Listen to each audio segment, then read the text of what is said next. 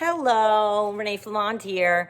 You guys, last week we went through how can you tell? What are you seeing when you first meet them? Today we're going to talk about one of their most insidious qualities. Now it's time for them to try to make you jealous in every way that they can. And that's what triangulation is. You, them, another person. Triangle. And narcissists do this, by the way, not just in a romantic sense, which we're going to get to in a second, but even if you ever knew the person, I know a person that definitely has this disorder. And when they're in a room full of people, you see them with certain people, triangulating certain people. They'll have a private joke with someone to make that person uncomfortable and feel like they have had a moment together, or they have a memory together, or this is their turf, not yours. And now you're going to feel uncomfortable because these are it's for control, for them to make you feel uncomfortable and uneasy, and for them to look powerful, like people are clamoring for their company. In a romantic sense, that's exactly what they want you to think.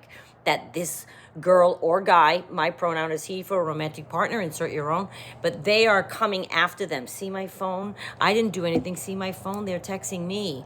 Or I don't know, I went to the post office today and da-da-da-da. Or I went to the doctor's office today. She put her hand on my knee. I think she wanted something from me. My narcissist actually said that to me once. I said, your knee is injured. She's probably touching your knee. Because by then I was on to him. But that's what they'll do. They'll take every little thing. And you might be like, oh, he does it all the time. It's a tool they use. It's called triangulation. It's in their toolbox. They don't know what it's called. But they love to make you feel jealous. It makes them feel in demand. It makes them, they're sick up here. So they want, in their twisted mind, another person, making you think another person is after them, or that they might maybe look at that in their mind is going to make you think they're so valuable. They're so wanted. Even these other people want that person. It's the most insidious thing. I can't stand it. I think it's disgusting to ever try to make anyone jealous in a romantic capacity or not. I think the person who's doing it at the party to make the person that they've targeted to make feel uncomfortable, I think that's disgusting too. And then when you ask them about it, you're going to get the word salad. We're in the middle of what we call devalue now, by the way. I told you I'm going to start telling you the words. This is all part of the devalue. They've been testing you in the beginning. Triangulation is a bit of a test too. First it'll be, look, somebody texted me, but I told her I'm taken. Somebody talked to me in the grocery store, but I told them I'm taken. Little do you know, next thing is they're having full-blown conversations with people behind your back in the closet with the door shut.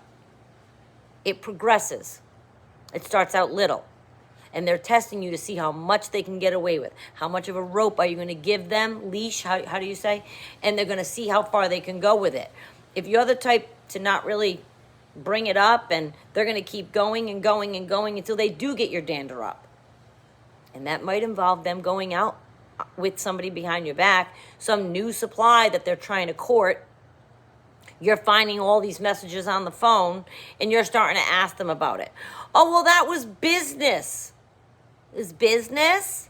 Was it? The text came through at midnight.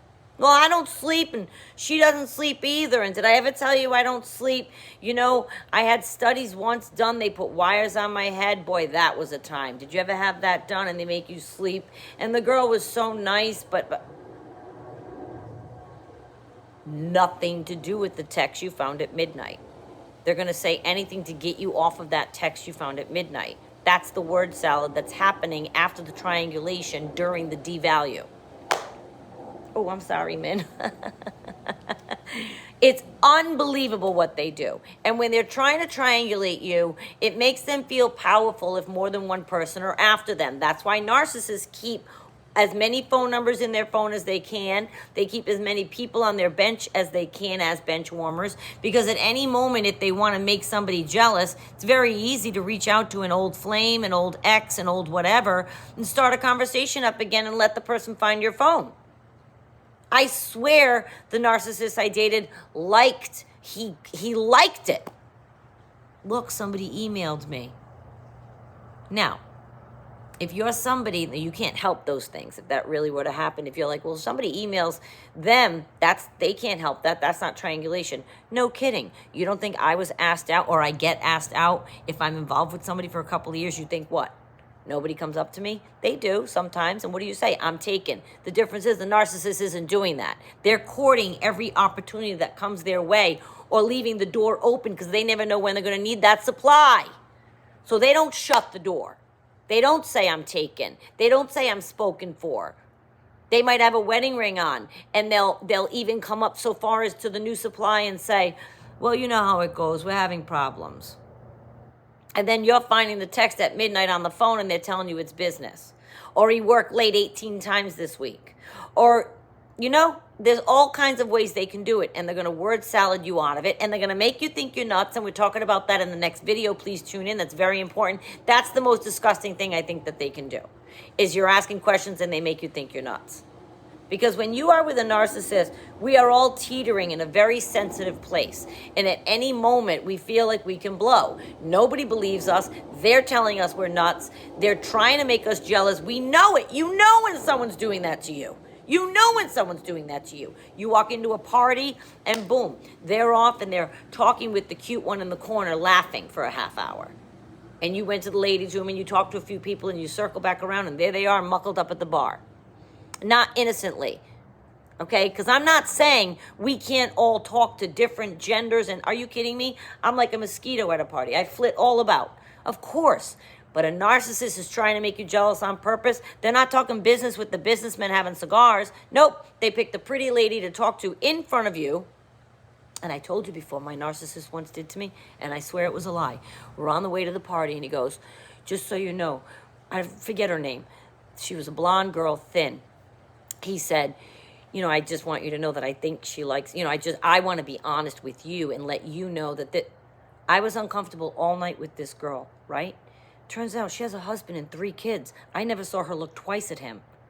Triangulation 101. There was not even any truth to it. Not even any truth to it from what I could surmise. I didn't see any kinetic energy, any kind of nothing. Nothing.